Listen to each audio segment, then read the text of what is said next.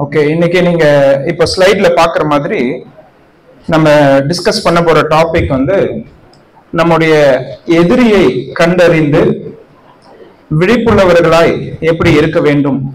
இந்த தலைப்புல தான் நம்ம டிஸ்கஸ் பண்ண போறோம். We should know the enemy and we should stay alert. We are all in a spiritual battle. நம்ம எல்லாருமே ஒரு ஆவிக்குரிய யுத்தத்தில் இருக்கிறோம். The sooner we realize this, the more successful we can be. இதை சீக்கிரமா புரிஞ்சு கொள்றவங்க புத்திசாலிங்க, அவங்க அதிகமா சீக்கிரமா வெற்றியை பார்க்க முடியும். நம்ம எல்லாருமே ஒரு ஆவிக்குரிய யுத்தத்தில் இருக்கிறோம். அப்படிதான் இந்த கிறிஸ்தவ வாழ்க்கை வேதம் நமக்கு சித்தரித்திருக்கிறது. சமீபத்துல ஒருவர் எழுதின ஒரு புத்தகத்தை நான் படிச்சுட்டு இருந்தேன். ரெக்வெஸ்ட் ஃபார் மிலிட்டரி சக்சஸ் அப்படின்னு ஒரு புத்தகத்தை அவர் எழுதியிருந்தாரு. ஒரு ராணுவ படை வெற்றி பெற வேண்டும் என்றால் என்னெல்லாம் தேவை அப்படின்னு அந்த புத்தகத்துல எழுதியிருந்தார். அதுல அவர் சொன்ன மாதிரி ஆள் பலம், அதே போல அந்த போர் சேவகர்களுக்கு வேண்டிய அந்த திறன்கள், அவர்கள் நல்ல பயிற்சி பெற்றவர்களாக இருக்க வேண்டும்.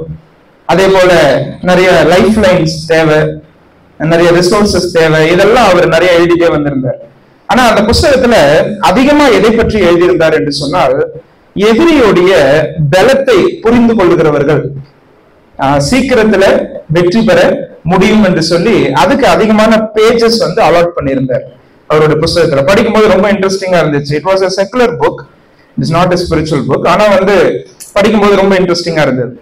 நிறைய விஷயங்கள், ஒரு ராணுவ படை வெற்றி பெற வேண்டும் என்றால் நிறைய விஷயங்கள் தேவை, நமக்கு அதெல்லாம் தெரிஞ்ச விஷயங்கள். ஆனா அந்த எதிரி எப்படிப்பட்டவன், அவனுடைய பலம் என்ன, அவனுடைய தந்திரங்கள் என்ன? பவுல் 2 கொரிந்தியர் 2ஆம் அதிகாரத்துல சொல்றாரு, சாத்தானுடைய தந்திரங்கள் நமக்கு தெரியாதவைகள் அல்ல. We are not ignorant of his schemes அப்படின்னு சொல்றாரு. சாத்தானுடைய தந்திரங்கள் எங்களுக்கு தெரியாதவைகள் அல்ல அப்படின்னு சொல்றாரு. நிறைய இடங்கள்ல வேதத்துல வேத எழுதப்பட்ட அந்த நாட்களில் இருந்த விசுவாச வீரர்கள், விசுவாச வீராங்கனைகள், அவர்கள் ஆவிக்குரிய யுத்தத்தில் வெற்றி பெற்றதன் ஒரு நோக்கம், அதனுடைய ஒரு காரணம் என்ன அப்படின்னு கேட்டீங்கன்னா, எதிரியை நன்றாக புரிந்து வைத்திருந்தாங்க, அவங்களுடைய தந்திரங்களை நன்றாக அறிந்து வைத்திருந்தார்கள். That's why they became successful, because they knew the enemy and his strategies, and also they used God-given resources to resist him and stand against him. இன்னைக்கு நம்ம அதான் படிக்க போறோம். சாத்தானை பத்தி மட்டும் படிக்க போறது கிடையாது, ஆனா அவனுடைய தந்திரங்கள் படிக்கிறது மூலமா நாம ஆண்டவர் நமக்கு கொடுத்திருக்கிற அந்த உபகரணங்களை, ஆண்டவர் நமக்கு கொடுத்திருக்கிற உதவி பொருட்களை நாம எப்படி பயன்படுத்தி அவனுக்கு எதிர்த்து நிற்க முடியும், அவனை ஜெயிக்க முடியும். அதுதான் இந்த செஷன்ல நம்ம என்ன பண்ண போறோம், பார்க்க போறோம். சரியா? ஓகே, அதுக்கு நம்ம ஆதாரமாக ஆதியாகமம் 3ஆம் அதிகாரம் எடுத்துக்கலாம். அங்கதானே அவனை முதலாவது நம்ம பார்க்கிறோம். அந்த பகுதிக்கு நம்ம திருப்பிக்கலாம். ஆதியாகமம் 3ஆம் அதிகாரம், இந்த செய்திக்கான பகுதி வந்து 1 to 6 வசனங்கள் வரைக்கும். Genesis chapter 3 verses 1 till 6, and I will be deriving, God willing, 7 principles about Satan and his strategies, and then I will move on to show you the God-given resources for us. How can we use those resources to resist Satan and his strategies? இந்த 6 வசனத்திலிருந்து கர்த்தருக்கு சித்தமான 7 கோட்பாடுகளை, அல்லது 6 அல்லது 7 கோட்பாடு, நம்முடைய நேரத்தை பொறுத்து 6 அல்லது 7 கோட்பாடுகள், அதாவது பிசாசனுடைய தந்திரங்கள் எப்படியெல்லாம் உங்க வாழ்க்கையில வரும், எப்படி இங்க ஆதாம் ஏவாளுடைய வாழ்க்கையில வந்துச்சு, அவன் எப்படி செயல்பட்டான், இதை படிக்கிறது மூலமா உங்க வாழ்க்கையில அவன் எப்படி நுழைவான், அவனுடைய தந்திரங்கள் எப்படி இருக்கும், இதை நல்லா நீங்க புரிஞ்சுக்கணும். அப்பதான் நம்ம என்ன பண்ண முடியும், அவனுக்கு எதிர்த்து நிற்க முடியும். வாலிபர்களா இருக்கும்போது நமக்கு அதிகமான சவால்கள் இருக்கிறது. We all face different challenges. அப்ப எப்படி இதை நம்ம ஓவர் கம் பண்ண முடியும்? சரியா? முதல் வசனத்தை வாசிக்கலாம். 3ஆம் அதிகாரம் முதல் வசனம். யாராவது வாசிக்கிறீங்களா?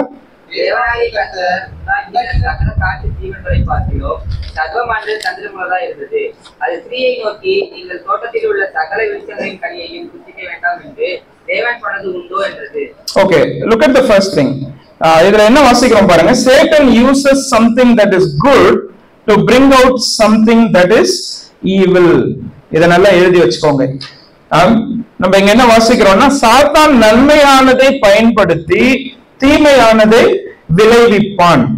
இந்த வசனத்தை நீங்க வாசிச்சீங்க. இதுல சர்ப்பத்தை பத்தி படிக்கிறோம். அது மட்டுமல்ல, சாத்தான் தேவனுடைய வார்த்தை, இதுக்கு முன்னாடி ஏவாளுக்கு தேவன் என்ன பேசினாரோ அந்த வார்த்தையே கொஞ்சம் என்ன செய்யறான், கொஞ்சம் மாற்றி ஏவாள் இடத்துல பேசுகிறான். ஆனா அவன் கொண்டு வந்தது யாருடைய வார்த்தை? தேவனுடைய வார்த்தை இல்லையா? இந்த ரெண்டு விஷயத்தை நம்ம எடுத்துக்கிட்டாலும், சர்ப்பம் தந்திரம் உள்ளது அப்படின்னு படிச்சாலும், கர்த்தருடைய படைப்புகள் எல்லாமே மிகவும் நல்லது அப்படின்னு முதல் அதிகாரம் முடிகிறது. இன்னும் பாவம் பிரவேசிக்கவில்லை. அப்ப கர்த்தருடைய படைப்புகள்ல நல்லதாய் காணப்பட்ட ஒரு மிருகத்தை தான், சரியா, ஒரு சர்ப்பத்தை தான் சாத்தான் என்ன செய்யறான்னா பயன்படுத்துறான். அந்த நாட்கள்ல இது வித்தியாசமா இருந்திருக்கும்னு நினைக்கிறேன். ஏன்னா ஏவாள் கிட்ட பேசும்போது ஒருவர் இப்படி சொன்னார், it should have been a walking and a talking snake அப்படின்னு சொன்னார். கொஞ்சம் சிரிப்பா தான் இருந்துச்சு கேட்கிறப்போ. ஒருவேளை நம்மளால அப்படி கற்பனை பண்ணி பார்க்க முடியுமான்னு தெரியல, அப்படிதான் இருந்திருக்கும்னு நினைக்கிறேன். அது பேசக்கூடியதாய், ஒருவேளை நடக்கக்கூடியதாய், அப்படிப்பட்ட நிலைமையில சர்ப்பம் இருந்திருக்கா எப்படியோ. ஆனா இங்க ரொம்ப மோசமான கொடூரமான ஒரு விஷயத்தை பயன்படுத்துறவன் கிடையாது சாத்தான். அப்படி அவனை நீங்க நினைச்சுக்கிட்டீங்க அப்படின்னு சொன்னா நீங்க தப்பா அவனை பத்தி நினைச்சிட்டு இருக்கிறீங்கன்னு அர்த்தம். சரியா? பெரும்பாலும் இந்த அட்வர்டைஸ்மெண்ட்ஸ் எல்லாம் காமிக்கிற மாதிரி எல்லாம் கிடையாது. சரியா? சாத்தான்னு சொன்னாலே நீங்க கூகுள்ல எல்லாம் காண்பிக்கிற படங்கள் மாதிரி எல்லாம் கிடையாது. ஆனா அநேக நேரங்களிலே அவன் நன்மையான தோற்றத்தில், நீங்க எது நல்லதுன்னு நினைக்கிறீங்களோ அந்த விதத்துல அவன் என்ன செய்வான், வருவான். சரியா? இங்கேயும் அதே போலதான் சர்ப்பத்தை பயன்படுத்தினான். though the serpent was crafty, it was not evil. சரியா? அதே போல தேவ வசனத்தை பயன்படுத்தினான். he distorted the word of God, no doubt in it. அந்த வேத வசனத்தை அப்படியே கொஞ்சம் என்ன சொல்லணும், கொஞ்சம் வளைச்சி கொஞ்சம் மாற்றி அப்படி பேசுறான், அது உண்மைதான். ஆனாலும் கூட அவன் கொண்டு வந்தது என்னது, ஆண்டவருடைய வார்த்தை. இயேசு கிறிஸ்து ஒரு நல்ல உதாரணம் இல்லையா? கர்த்தராகிய இயேசு கிறிஸ்து இடத்துல சாத்தான் வரும்போதும் கூட அவன் எதை கொண்டு வந்தான், தேவனுடைய வார்த்தை இல்லையா? நமக்கெல்லாம் அந்த வசனம் எல்லாம் உபாகமத்துல இருந்து தெரியுமா என்னன்னே தெரியல. உபாகமம்னா நம்ம 1 கிலோமீட்டர் தூரம் ஓடிடுவோம் இல்லையா? ஆனா பாருங்க, உபாகம புஸ்தகத்துல இருந்து வசனத்தை கொண்டு வரான். இப்ப வசனத்தை தான் கொண்டு வரான் இல்லையா? இது போல பல இடங்களில் வேதத்துல வாசிக்கிறோம். 2 கொரிந்தியர் 11ஆம் அதிகாரத்துல பாத்தீங்கன்னா அவனை பற்றி பவுல் எழுதும்போது அவன் ஒளியின் தூதனுடைய வேஷத்தை, அதாவது கள்ள போதகர்களை பத்தி எழுதுறாரு. அவர்களை பத்தி சொல்லும் போது அவர்கள் ஒளியின் தூதனுடைய வேஷத்தில் அப்படின்னு சொல்றாரு. இது ஒண்ணு ஆச்சரியம் இல்லை அப்படின்னு சொல்றாரு. ஏன்னா சாத்தானும் அப்படிதான் டிசீவ் பண்றவன் அப்படின்னு சொல்றாரு. he takes the form of an angel of light. ஒளியின் தூதனுடைய வேஷம். அப்படி வந்தாதான் நம்ம ஏற்றுக்கொள்வோம், பேசுவோமே. சரியா? இல்லைன்னா நம்ம என்ன பண்ணுவோம், ஒருவேளை கொடூரமா 2 கும்பலாம் வச்சுட்டு வந்தா நம்ம உடனே ஓடிடுவோம், பேசவே மாட்டோம். அவனுக்கும் அது நல்லா தெரியும். நிறைய நேரங்கள்ல அவன் ஹேண்டில் பண்ண விதத்தை பாருங்க. சரியா? சில நேரங்கள்ல அவிசுவாசிகளை பயன்படுத்துறான், சில நேரம் விசுவாசிகளே பயன்படுத்துறான். நீங்க தொடர்ந்து சபை வரலாறுல ஆரம்பத்துல இருந்து படிச்சுட்டு வந்தீங்கன்னா சபையினுடைய வளர்ச்சியை கெடுக்கிறதுக்கு வெளியில இருந்து சுவிசேஷ எதிர்ப்பாளர்கள் மூலமாய் வரக்கூடிய எதிர்ப்புகளை கொண்டு வருவான். அதுல சபை சுதாரிச்சுக்குச்சுன்னா அவனுக்கு அர்த்தமும் எங்க தெரியுமா, உள்ளுக்குள்ளதான். சபையினுடைய சுவிசேஷ ஊழியத்தை தடை செய்ய, சபையினுடைய வளர்ச்சியை அவன் கெடுக்க வெளியில இருந்து வரக்கூடிய எதிர்ப்புகள் ஒரு பக்கம். ஆனா அது சபைக்கு நல்லா தெரியும். வெளியில இருந்து வரக்கூடிய எதிர்ப்புகள் நல்லா தெரியும். அதுக்கு நம்ம நிச்சயமா கேர்ஃபுல்லா தான் இருப்போம் இல்லையா? ஆனா உள்ளுக்குள்ள அவன் கொண்டு வரக்கூடிய இல்லையா சபையினுடைய ஐக்கியத்தை கெடுக்கிற விதங்கள், சபையினுடைய ஐக்கியத்தை கெடுத்துட்டானா, சபையினுடைய சாட்சியை கெடுத்துட்டானா, அதுக்கப்புறம் அந்த சபை சுவிசேஷ ஊழியத்தை அந்த சமுதாயத்துல என்ன பண்ண முடியாது, செய்யவே முடியாது. முதல்ல நீங்க சரியாகுங்க அப்படின்னுடுவாங்க. சரிதானே நான் சொல்லுவது? அப்ப நீங்க அப்போஸ்தலர் நடவடிக்கைகள் படிச்சுட்டே வந்தீங்கன்னா இது ரொம்ப பியூட்டிஃபுல்லா கொடுத்திருக்காரு லூக்கா அங்க எழுதும்போது. 4ஆம் அதிகாரத்துல இவங்களை என்ன செய்யறாங்கன்னா இவங்களை அங்க மிரட்டி அனுப்புறாங்க இல்லையா? வெளியில இருந்து எதிர்ப்பு வருது. உடனே பாத்தீங்கன்னா 5ஆம் அதிகாரத்துல அனனியா சப்பீராள், அது எங்க வரக்கூடியது, வெளியிலேயே உள்ளையா? உள்ள இருந்தா பிரச்சனை. எந்த குடும்பம் ரொம்ப வீக்கா இருக்குன்னு பார்த்தான் சபையில, இந்த குடும்பம் தான் ரொம்ப வீக்கா இருக்கு. அப்ப இந்த குடும்பத்தை வச்சுதான் அவனுடைய வேலையை காண்பிக்கிறான் இல்லையா? அதுக்கப்புறம் பாருங்க, இதுல ஆண்டவர் மறுபடியும் அந்த பாவத்தை நீக்கி சுத்திகரிக்கிறார் சபையை. உடனே மறுபடியும் அவனுடைய ஸ்ட்ராட்டஜி எங்க போகுது பாருங்க. அந்த 5ஆம் அதிகாரத்துல மறுபடியும் அரெஸ்ட் பண்றாங்க, 12 பேர் அடிக்கிறாங்க இல்லையா? இப்ப அடிச்ச பிறகு அதெல்லாம் தட்டி விட்டுட்டு அப்படியே வராங்க அப்போஸ்தலர்கள். உடனே என்ன வராம பாருங்க 6ஆம் அதிகாரத்துல.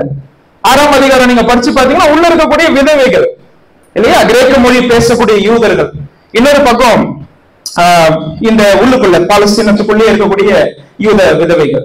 இவங்க 2 பேருக்கு இடையே பிரச்சனை. That was an internal problem. இந்த மாதிரி நீங்க படிச்சுட்டே போனீங்கன்னா தொடர்ந்து அவன் வெளியில உள்ள பிரச்சனை, உள்ள பிரச்சனை, இப்படிதான் மாத்தி மாத்தி அவன் கொண்டு வருவான். நான் சொல்லட்டுமா, வெளியில இருந்து வர்றதாவது நம்ம கண்டுபிடிச்சிருவோம், ஆனா உள்ள இருந்து வர்றது ரொம்ப நாள் நம்ம கண்ணுக்கு தெரியாமலே இருக்கும். அப்போ எதுக்காக இதெல்லாம் இந்த உதாரணங்கள்லாம் சொல்லிட்டு வரேன் அப்படின்னா, இந்த பிரின்சிபலை நீங்க நல்ல மனசுல வச்சுக்கணும். He comes to you as an angel of light. ஒருவேளை ஒரு ஒளியின் தூதனுடைய வேஷத்துலதான் அவன் என்ன செய்வான், உங்களிடத்துல அவன் வருவான், சரியா? ஆனா எதுக்காக அப்படி வரான் அப்படின்னு கேட்டீங்கன்னா, நன்மையானதை இல்லையா அவன் பயன்படுத்துவான், ஆனால் அவன் விளைவிப்பதோ எப்படி, என்னது, தீமையானது. He wants to bring out evil. சரியா? அதுதான் அவனுடைய நோக்கம். நீங்க வேற முழுக்க படிச்சு பாத்தீங்கன்னா சாத்தானுடைய நோக்கங்களை நம்ம சில விதங்கள்ல சொல்லலாம். ஒண்ணு, ஆண்டவரோடு உள்ள அந்த ஐக்கியத்தை விட்டு உங்களை பிரிக்கிறது அவனுடைய நோக்கமா இருக்கும். ஆண்டவரோடு உள்ள ஐக்கியத்தை விட்டு உங்களை பிரிக்கிறது, draw you away from the fellowship with God. அதுக்கு பிறகு பாத்தீங்கன்னா ஆண்டவருடைய நோக்கங்களை முறியடிக்க முயற்சி செய்வான். He will try to thwart God's purposes. அதுக்கு பிறகு பாத்தீங்கன்னா he wants to divide you and destroy you. உங்களை பிரித்து கெடுக்கணும், அழிக்கணும். இதுதான் அவனுடைய நோக்கம். நீங்க வேற முழுக்க படிச்சு பாத்தீங்கன்னா இப்படிப்பட்ட நோக்கங்களோட சாத்தான் செயல்படுறான்.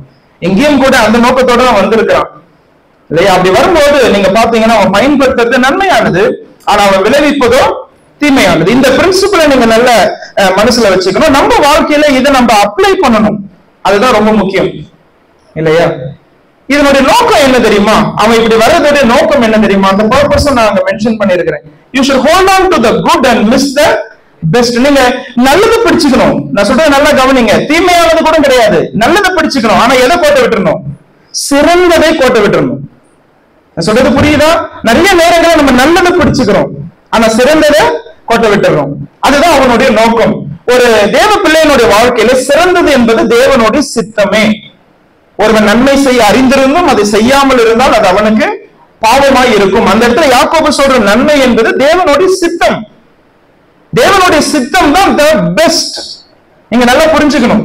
அது தவிர நீங்க உலகத்திலேயே நம்பர் 1 இருந்தாலும் சரி, அது ஆண்டவருடைய பார்வையில அது உகந்த விஷயம் கிடையாது. அதை நல்லா புரிஞ்சுக்கணும். அப்ப உங்களை தேவ சித்தத்தை விட்டு வெளியேற்ற அவன் நன்மையான திட்டங்களை கொண்டு வருவான். சரியா?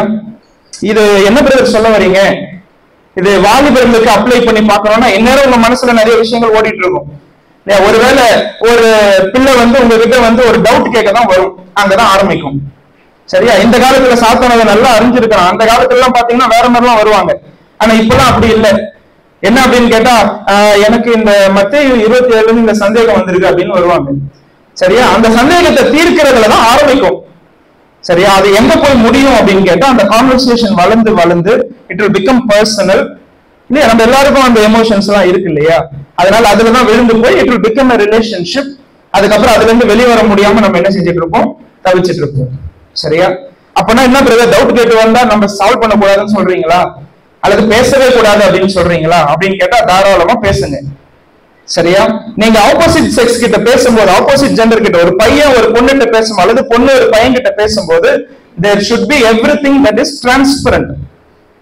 ஒருவேளை இந்த 3 ஃபார்முலா எல்லாம் சொல்லி தருவாங்க, அது நானும் சொல்லி தருவேன், ஆனா கொஞ்சம் அவுடேட்டட் நினைக்கிறேன். நானு ஒரு பையன் கிட்ட சொல்லிட்டு இருந்தேன், இந்த 3 ஃபார்முலா உங்களுக்கு கேள்விப்பட்டிருக்கீங்களான்னு தெரியல. 3 பேர் இருக்கும்போது பேசுங்கன்னு சொல்லுவாங்க, 3 அடி தள்ளி நின்று பேசுங்கன்னு, 3 நிமிஷத்துக்கு மேல பேசாதீங்கன்னு, 3 அடி தள்ளி நின்று பேசுறான்னு சொல்லும் போது அவன் என்ன எப்படி தெரியுமா மக்களாச்சான், அப்பனா நான் டேப் எடுத்து போகணுமா அப்படின்னு கேட்டான். சரியா? கொஞ்சம் அவுடேட்டட் தான் நினைக்கிறேன். நம்ம இப்பெல்லாம் மொபைல்ல சாப்பிடுறோம். சரியா? அப்புறம் என்ன நேர்ல. அப்ப நான் என்ன சொல்றேன் அப்படின்னு கேட்டா, நீங்க மற்றவங்களுக்கு, நீங்க பசங்க பொண்ணுங்களுக்கு ஒரு மெசேஜ் பண்றீங்க, அல்லது பெண்கள் பசங்களுக்கு ஒரு மெசேஜ் பண்றீங்க. அந்த மெசேஜ நீங்க அழிக்காம தைரியமா உங்க அப்பா அம்மா கிட்ட காட்ட முடியும்னா then you can go ahead. நான் சொல்றது புரியுதா?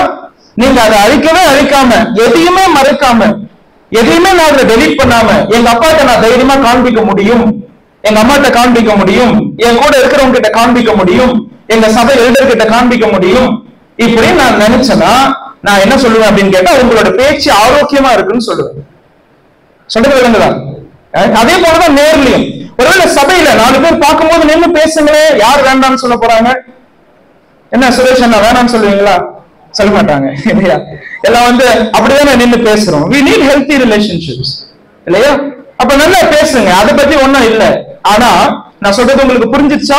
சில நேரத்துல ஒளியின் தூதனுடைய வேஷத்துல சாத்தான் வரும்போது நிச்சயமா பரிசுத்த ஆவியானவர் நம்மை தடை செய்வார். நீங்க ரட்சிக்கப்பட்ட ஒரு பிள்ளையா இருந்தா அது ஆரம்பத்திலே தடை செய்யும் போது அங்கேயே அதுக்கு என்ன பண்ணுங்க, அங்கேயே ஒரு ஃபுல் ஸ்டாப் வைங்க. அதை தாண்டி போகாதீங்க. நிறைய பேர் யோசிச்சுட்டு இருக்கிறீங்க, இதெல்லாம் தாண்டி நாங்க போய் பல நாள் ஆச்சு, இப்ப வந்து ஆரம்பத்திலே ஃபுல் ஸ்டாப் வைங்கன்னு சொல்றீங்களே அப்படின்னு சொல்லிட்டு அந்த மாதிரி போட்டோம் இங்க இருக்கும்னு எனக்கு தெரியும். சரியா? அப்போ நிறைய நிறைய ஃபுல் ஸ்டாப் வச்சு கம்மாவா மாத்திக்கிறோம் இல்லையா? அது கண்டினியூஸா போயிட்டு இருக்குது. சரி, ஓகே. அப்போ நான் சொல்றது புரியுதா? சில நேரங்களை கொஞ்சம் பாசிட்டிவா வரணும். நல்லா கவனிங்க. ஆண்டவர் இயேசு கிறிஸ்து சொல்லும் போது சில சீஷத்துவ அந்த கோரிக்கைகள்லாம் நமக்கு ரொம்ப கஷ்டமா இருக்கு இல்லையா? Look at the demands of discipleship. ஒரு இடத்துல சொல்றாரு, உன் தகப்பனையாவது தாயையாவது இல்லையா உங்க மனைவியாவது உங்க ஜீவனையாவது வெறுக்காவிட்டால் எனக்கு சீஷனா இருக்க மாட்டீர்கள்னு சொல்றாரு. அந்த மாதிரி வசனங்களை நம்ம பைபிள் இருந்து டெலீட் பண்ணிடுவோம், படிக்க மாட்டோம் சில நேரங்கள்ல இல்லையா? நம்ம அப்பா அம்மாவை பாத்துக்கிறது நல்லதா இல்லையா? நல்லது. ஃபேமிலி கமிட்மெண்ட்ஸ் நல்லதா இல்லையா? நல்லது இல்லையா? ஆனா உன்னுடைய வாழ்க்கையில ஒருவேளை உங்க அப்பா அம்மாவை விட்டு கர்த்தர் உங்களை ஒரு இடத்துக்கு ஊழியத்துக்கு அழைக்கிறார் என்று சொன்னால், அதுதான் தேவனுடைய சித்தமா இருக்கும் சொன்னால், அந்த நேரத்துல நீங்க எடுக்கக்கூடிய தீர்மானம் எப்படி இருக்கும்? ஆபிரகாம் ஆண்டவர் அழைச்சாரு, ஆரான் வரைக்கும் வந்தாரு, ஊர்ல மெசபொத்தேமியால இருந்து கிளம்பினாரு, ஆரான் வரைக்கும் வந்தாரு. ஆனா எங்க போனோம்? அவரு கானானுக்கு போனோம். பாதியில நின்னுட்டாரு. அதுக்கப்புறம் ஆண்டவர் என்ன செய்யறாரு? தேரா அந்த இடத்துல இறந்து போறாரு இல்லையா? அவங்க அப்பா மரிச்சு போறாரு. அதுக்கு பிறகு அங்க இருந்து அந்த ஆண்டவர் 2வது அழைப்பு கொடுக்கிறாரு. ஆதியாகமம் 12ஆம் அதிகாரத்துல. முதல் அழைப்பு அப்போஸ்தலர் 7ஆம் அதிகாரத்துல இருக்கு. அப்ப அந்த 2ஆம் அழைப்புக்கு பிறகுதான் அங்க இருந்து கிளம்பி வர்றாரு. ஆபிரகாமுடைய வாழ்க்கையில அவர் தேவ சித்தத்துக்கு கீழ்ப்படிவதற்கு அவருடைய தகப்பனே அவருக்கு ஒரு விக்கிரகமா இருந்தார். நான் சொல்றது புரியுதா? இந்த மாதிரி பல விஷயங்களை நான் பைபிள்ல இருந்து சொல்லிக்கிட்டே போலாம், நிறைய உதாரணங்கள் சொல்லிக்கிட்டே போலாம். You should hold on to the good. That is what Satan intends. But you should leave out the best. நல்லா புரிஞ்சுக்கோங்க. சரி, அப்படியே நல்ல ஸ்டைலா நீங்க மியூசிக் வாசிப்பாரு, அவரை பார்த்தோன்னே பயங்கர அட்ராக்ஷன் வரும். சரியா? நம்ம தம்பிமார்களை சொல்லல, பொதுவா சொல்றேன். சரியா? அப்ப பாருங்க, அவங்கள பார்த்தாலே பயங்கர அட்ராக்ஷன் வரும். அங்க நின்று பாட்டு பாடுறத பார்த்தா பயங்கர அட்ராக்ஷன். சார், இந்த மாதிரி மியூசிக் வாசிக்கிற ஒருத்தவங்க எனக்கு கிடைச்சானா எவ்வளவு நல்லா இருக்கும், இந்த மாதிரி பாட்டு பாடுறவங்க நமக்கு எனக்கு கிடைச்சா எவ்வளவு நல்லா இருக்கும், அப்படிதான் அட்ராக்ட் ஆகும். சொல்றதுதான் எங்க பைபிள் காலேஜ்ல நடந்துச்சுங்க. நான் 3 வருஷம் வேதாம கல்லூரியில படிச்சேன். என் கூட படிச்ச ஒரு பையன், இந்த பைபிள் காலேஜ்ல நடந்த சம்பவம். ₹1 காயின் போட்டுதான் போன்ல பேசுவோம். மொபைல் எல்லாம் போனோடனே கொடுத்துருவோம், மொபைல் எல்லாம் யூஸ் பண்ண முடியாது. அப்ப அந்த ₹1 காயின் போட்டு பேசுறதுக்கு எல்லாம் கியூல நின்றுட்டு இருப்போம். அப்ப ஒரு பையன் ஒரு பொண்ணுகிட்ட பேசிட்டு இருப்பான் எங்க பைபிள் காலேஜுக்குள்ள. நான் பார்த்துட்டு ஒரு முறை கேட்டேன், 10 காயின் லைனா வச்சிருந்தான் கையில. இது என்னடா இப்படியே கண்டினியூ ஆயிட்டே போகுது, யார்கிட்ட பேசுறது அப்படின்னு கேட்கும்போது, ஒரு அக்கானா பைபிள்ல இருந்து டவுட் கேட்கறாங்க அப்படின்னு சொன்னான். உண்மையாவே அவங்க அக்கா தான், யாரோ ஒருத்தவங்க இவனோட வயசுல பெருசுதான். இப்ப என்ன ஆச்சு அப்படின்னு நான் சொல்றேன், இந்த பொண்ணு இதே மாதிரி இவங்கிட்ட பேசுற மாதிரி ஒரு 4-5 பேர்கிட்ட பேசிட்டு இருந்துச்சு. சரியா? அவ என்னென்னலாம் அவங்களுக்கு சந்தேகமோ அதெல்லாம் கிளாரிஃபை பண்றதுக்கு ஒரு 4-5 பேரை வச்சிருந்தாங்க. ஆனா என்ன ஆச்சு அப்படின்னு கேட்டா, இவங்க பேச பேச இவங்க மனசுல அதிகமான எதிர்பார்ப்புகளை வளர்த்தாங்க. ஏன்னா இவங்க பேசுறதெல்லாம் யாருன்னு கேட்டா, நல்லா பாட்டு பாடுறவங்க, நல்லா மியூசிக் வாசிக்கிறவங்க, நல்லா ஆர்கனைஸ் பண்றவங்க, அவர் தான் சென்டர் ஆஃப் த ஸ்டேஜா இருப்பாரு சபையில. அந்த மாதிரி ஆட்களை தான் பிக் அவுட் பண்ணி சூஸ் பண்ணி இவங்க பேச ஆரம்பிச்சாங்க. அது நான் வளர்ந்த அந்த எதிர்பார்ப்புகள். திடீர்னு ஒரு நாள் திருமணம் ஆச்சு. ஒரு நல்ல பையன், நல்ல விசுவாசி. ஆனா அவனுக்கு மியூசிக் வாசிக்கலாம் தெரியாது, அவனுக்கு பாட்டு பாடலாம் தெரியாது. அவனுக்கு வந்து இவங்க எதிர்பார்த்த பல விஷயங்கள் அவன்கிட்ட இல்ல. ஆனா he was close to the Lord. அவன் ஆண்டவரோடு நெருங்கி இருந்த ஒருவர். ஆனா அவங்களுடைய அந்த குணத்தையும் அந்த இருதயத்தையும் புரிஞ்சிக்க முடியாத இந்த பெண், நான் சொல்லட்டுமா, ரொம்ப சோகமான விஷயம், 1 மாசம் கூட வாழல திருமணமான பிறகு. நீங்க அட்டன் பண்ற மாதிரி பல முகாம்களை அட்டன் பண்ணி அதுல எல்லாம் பெரிய பெரிய பரிசுகள் வாங்கின ஒரு பெண்ணை பத்தி தான் பேசிட்டு இருக்கேன். நான் சொல்றது புரியுதா? அப்போ நம்ம வாழ்க்கையில பல நேரங்கள்ல, நான் இத அன்னைக்கே சொல்லிட்டோம் பைபிள் காலேஜ்ல இருக்கிறப்ப, நீ இந்த மாதிரி பேசுவடா, அவ பல விஷயங்களை மனசுல ஆசையை வளர்த்துப்பா, அதுக்கப்புறம் நடக்கிறது பாரு, இதுதான் நடக்கும் அப்படின்னு சொன்னோம். அதுதான் நடந்துச்சு கடைசியில. சோ எந்த விதத்துல வேணா சாத்தான் வருவான். இப்ப உங்களுக்கு இந்த டிசர்ன்மென்ட் அவசியம். நீங்க ஆண்டவரோட நெருங்கி இருங்க, கர்த்தர் அந்த பகுத்தறிவை தருவார். ஆரம்பத்திலே வந்து அதை கண்ட்ரோல் பண்ணக்கூடிய கிருபையை தருவாரு. அப்ப நீங்க என்ன பண்ண மாட்டீங்க அப்படின்னு கேட்டா, சிறந்ததை நல்லதுக்காக கூட நீங்க என்ன பண்ண மாட்டீங்க, விட்டு கொடுக்க மாட்டீங்க. நாங்க மிஷன்ஸ்க்காக நிறைய ஃபேமிலிஸை என்கரேஜ் பண்றவங்க. கர்த்தருடைய அருட்பணிக்காக, கர்த்தருடைய ஊழியத்துக்காக நிறைய பேரை உற்சாகப்படுத்துறது தான் எங்களுடைய குடும்பத்துக்கு ஒரு ஒன் ஆஃப் த மினிஸ்ட்ரி. எனக்கு இப்ப 3 குடும்பங்கள் ஞாபகத்துக்கு வராங்க. இந்த 3 குடும்பங்களும் ஊழியத்துக்கு வரணும்னு ஆண்டவர் தினமும் பேசிட்டு இருக்கிறார். பைபிள் எடுக்கும் போதெல்லாம் பேசுறாரு, பாட்டு கேட்கும் போதெல்லாம் பேசுறாரு. ஆனா அவங்களுக்கு எல்லாம் தடையா இருக்கிறது என்ன அப்படின்னு கேட்டீங்கன்னா ஃபேமிலி கமிட்மெண்ட்ஸ். காலையில ஒண்ணு சொன்னார் ரொம்ப அழகா, ஒரு அந்த பெட்டை கம்பேர் பண்ணி சொன்னார், கேட்டீங்கன்னு நினைக்கிறேன். அந்த bed he compare to the comfort zone. அந்த கம்ஃபர்ட் ஜோனை வளர்த்துக்கிட்டாங்க. ஃபேமிலி கமிட்மெண்ட்ஸ் இருக்கு, இப்ப இதெல்லாம் விட்டுட்டு அவங்களால என்ன பண்ண முடியல, ஊழியத்துக்கு வர முடியல. சொல்றது புரியுதா? நான் ஒண்ணு சொல்லிடுறேன் தம்பி தங்கச்சி, நல்ல மனசுல வச்சுக்கோ. தேவ சித்தத்துல நீ இல்லாம நீ உலகத்திலேயே பெரிய ஒரு சாதனையாளரா இருந்தாலும் சரி, அது ஒரு சக்சஸ்ஃபுல் கிறிஸ்டியன் லைஃப் நீ நினைக்கவே நினைக்காது. அது சக்சஸ்ஃபுல் கிறிஸ்டியன் லைஃப் கிடையாது, கிடையாது. சொல்றது புரியுதா? நிறைய பேருக்கு இந்த டிசர்ன்மெண்ட் தான் இல்லாம போகுது. நேற்றுக்கு கேள்வி கேட்டீங்க தம்பிங்க எல்லாம், ஒரு கேள்வி ரொம்ப அருமையா இருந்துச்சு. என்ன கேள்வி அப்படின்னா, பிரதர் லவ் பண்ணி கல்யாணம் பண்ணிக்கிறாங்க, அவங்க எல்லாம் நல்லா இருக்கிறாங்களே, அரேஞ்ச் மேரேஜ் பண்ணி கல்யாணம் பண்ணிக்கிறாங்க, அவங்களுடைய லைஃப் எல்லாம் வந்து அந்த அளவுக்கு நல்லா இல்லையே அப்படின்னு சொல்லி இந்த மாதிரி எல்லாம் கேட்டுட்டு இருந்தீங்க. ரொம்ப அழகா விளக்கங்கள் எல்லாம் கொடுத்துட்டு இருந்தாங்க. நான் சொல்றதை நல்லா கவனிங்க. லவ் பண்ணி கல்யாணம் பண்றவங்களோ அரேஞ்ச் பண்ணி கல்யாணம் பண்றவங்களோ அவங்க நல்லா இருக்கிறாங்கன்னு நீங்க சொல்றது எதை வச்சு சொல்றீங்க? அவங்க சக்சஸ்ஃபுல்லா இருக்கிறாங்க அப்படின்னு நீங்க சொல்றது எதை வச்சு சொல்றீங்க? நான் சொல்லட்டுமா? அவங்க ஒருவேளை சந்தோஷமா இருக்கிறதோ, அவங்க சண்டை போடாம இருக்கிறதோ, அல்லது அவங்க எப்பயுமே சிரிச்சுக்கிட்டே இருக்கிறதோ, அவங்க பிள்ளைகளை பெற்று இருக்கிறதோ, அவங்க நல்ல ஜாலியா இருக்கிறதோ, இதை பார்த்துதான் நீங்க என்ன சொல்றீங்க அப்படின்னு கேட்டா அவங்க நல்லா இருக்கிறாங்கன்னு சொல்றீங்க. நான் சொல்லட்டுமா? என்னையும் லிடியாவையும் கர்த்தர் இணைத்ததற்கு ஒரு நோக்கம் உண்டு. அந்த நோக்கத்தை நாங்க நிறைவேற்றாம எத்தனை சந்தோஷமாய் வாழ்ந்து எங்க வாழ்க்கையை முடித்தாலும் சரி, அது கர்த்தருடைய பார்வையில அது சக்சஸ் கிடையாது. அது என்ன தெரியுமா? ஃபெயிலியர். நான் உங்களுக்கு கர்த்தரை அறியாத சில குடும்பங்களை காண்பிக்கிறேன். கர்த்தரை அறியாத குடும்பங்கள், I show you some families who are non-believers. They have not even put their trust in the Lord Jesus Christ. கர்த்தரை அறியாதவங்க சந்தோஷமா இருக்கிறாங்களா இல்லையா தம்பி? ஆனஸ்டா சொல்லுங்க. கர்த்தரை அறியாதவங்க சந்தோஷமா? நீங்க ரெஸ்டாரண்ட்டுக்கு மனைவி கூட்டு போறோம்னா அவன் அதோட பெரிய ரெஸ்டாரண்ட் கூட்டு போறான். நீங்க ஒரு கார் வாங்கி உங்க ஃபேமிலியை கூட்டு போறீங்கன்னா அதை விட சொகுசான கார் வாங்கி அவன் கூட்டிட்டு போறான். கரெக்டா இல்லையா நான் சொல்றது? எவ்வளவு சந்தோஷங்கள். அவங்க வந்து நல்ல பிக்னிக்ஸ் போறாங்க, நல்ல ரெஸ்டாரண்ட்ஸ் போறாங்க, எப்பயுமே சந்தோஷமா தான் இருக்கிறாங்க, சண்டை ஒண்ணும் கிடையாது. எதை வச்சு நீங்க முடிவு பண்றீங்க? அப்ப அந்த சந்தோஷத்தை காட்டிலும் நம்மளுடைய குடும்பத்தில் இருக்கிற சந்தோஷ காட்டிலும் அங்க அதிகமா இருக்கு அப்படின்னு சொன்னா யார் சக்சஸ்ஃபுல்? இது ரெண்டையும் கம்பேர் பண்ணா அவங்க தானே சக்சஸ்ஃபுல். கர்த்தருடைய பார்வையில சக்சஸ்ன்றதே தேவ சித்தம் தான். இது நல்ல மனசுல வச்சுக்கோங்க. நேற்று தினத்துல நம்ம கேட்டுட்டு இருந்தோம், we have been included into the eternal purpose of God. இல்லையா? தேவனுடைய நித்திய திட்டத்துல என்னை இணைச்ச ஆண்டவர் எனக்காக ஒரு கூட்ட மக்கள் வச்சிருப்பார். அந்த மக்களை நான் ஆதாயப்படுத்துறதுதான் தேவனுடைய சித்தமா இருக்கும். நான் ஒரு பர்டிகுலர் இடத்துல நான் கிறிஸ்துவ வெளிப்படுத்தணும்னு என்ன வச்சிருப்பார். அதற்கு ஏற்ற மனைவியை தேர்ந்தெடுப்பதுதான் தேவ சித்தம். நான் சொல்றது விளங்குதா? அதுக்கு நீங்க கர்த்தர் கையில ஆப்ஷன் கொடுக்காத வரைக்கும் நீங்க நன்மையானது என்ன படிச்சுட்டு இருப்பீங்க, ஆனா எதை போட்டு விட்டுருவீங்க? பெஸ்ட போட்டு விட்டுருவீங்க. நான் சொல்றது புரியுதா? நான் சொல்லட்டுமா? தேவ சித்தத்துல இணைக்கப்படுற குடும்பங்கள்ல வாக்குவாதங்கள் இருக்கும். யாராவது ஒரு குடும்பம் இங்க வந்திருக்கிறதுல எங்க குடும்பத்துல வாக்குவாதமே கிடையாதுன்னு சொன்னாங்கன்னா அவங்க போய் சொல்றாங்கன்னு அர்த்தம். அதுல பிரச்சனைகள் இருக்குமான்னு கேட்டா சில பிரச்சனைகள் இருக்கும், புரிந்து கொள்ளாத தன்மைகள் இருக்கும். ஆனா கர்த்தர் இதெல்லாம் நாங்க ஒப்பு கொடுக்க இன்னைக்கு சொல்றேன் தம்பி தங்கச்சி நல்லா கேட்டுக்கோங்க. நானும் என் மனைவி ஒப்பு கொடுக்க ஆண்டவர் அதெல்லாம் சீர்படுத்தி எங்களை எதுக்கு நேரம் நடத்துறாரு தெரியுமா? என்ன நோக்கத்துக்காக இணைச்சாரோ அந்த நோக்கம் நிறைவேறும்.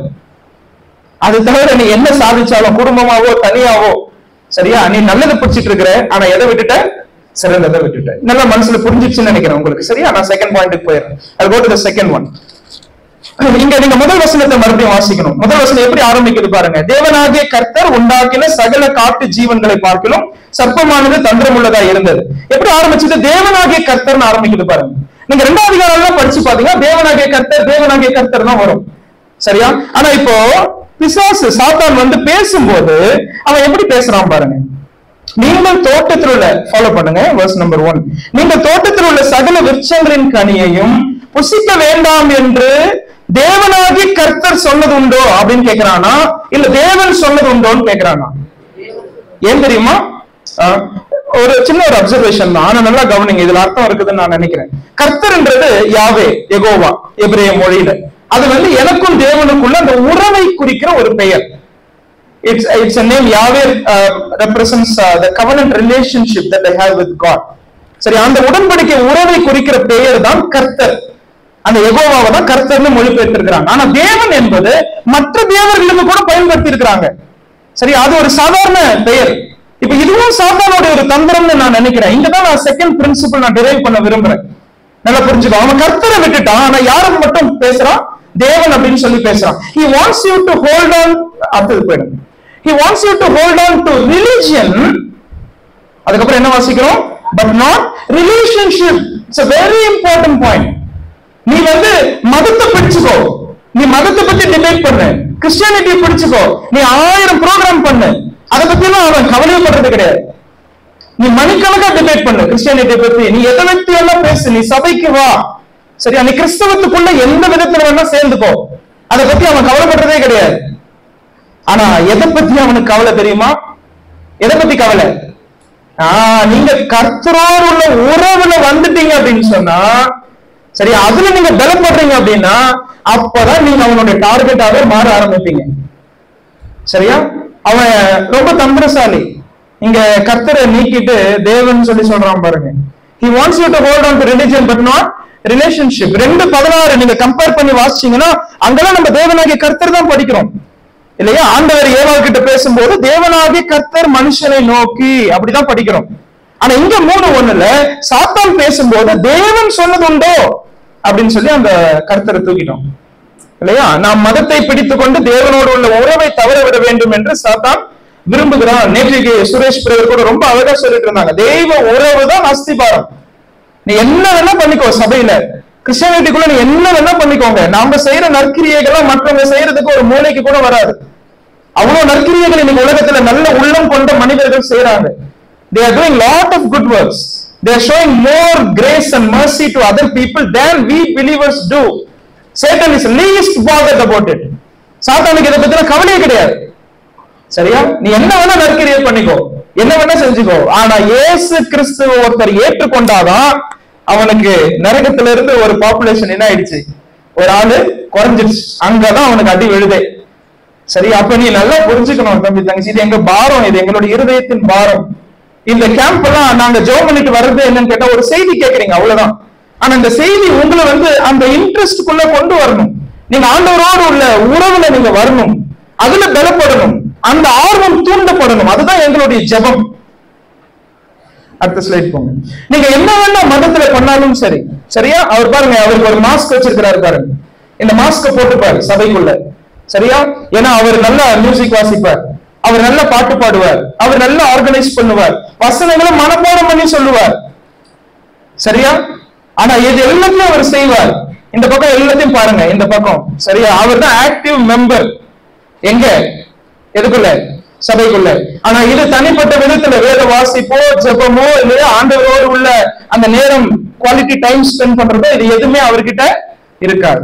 நான் நினைக்கிறேன் காலையில ஸ்டீஃபன் பிரதர் சொல்லும் போது யூதாஸ் பத்தி சொல்லும் போது அந்த ஒரு பாயிண்ட் ரொம்ப அழகா சொன்னார் இல்லையா? He was close with Jesus but he was far away from his relationship அப்படின்னு சொன்னார். ரொம்ப அருமையான ஒரு சென்டென்ஸ். நான் அதை பயன்படுத்தணும்னு நினைச்சிட்டே இருந்தேன். ரொம்ப கிட்ட இருந்த யூதாஸ் தான், ஆனா ஆண்டவரை விட்டு ரொம்ப தூரமா இருந்தான். இந்த டேஞ்சருக்குள்ள நீங்க இருக்கிறீங்களா? ஒருவேளை நீங்க தான் ஃபர்ஸ்ட் பிரைஸ் வாங்குற ஒரு பெண்ணா இருக்கலாம் ஒருவேளை சபையில. எல்லா குவிஸ்லயும் ஃபர்ஸ்ட் வந்துடலாம், எல்லா பெர்ஃபார்மன்ஸும் செஞ்சு காமிக்கலாம், உங்களோட திறன்கள் எல்லாம் தப்புன்னு சொல்லல, ரொம்ப நல்லது, கர்த்தருக்காக செய்யுங்க.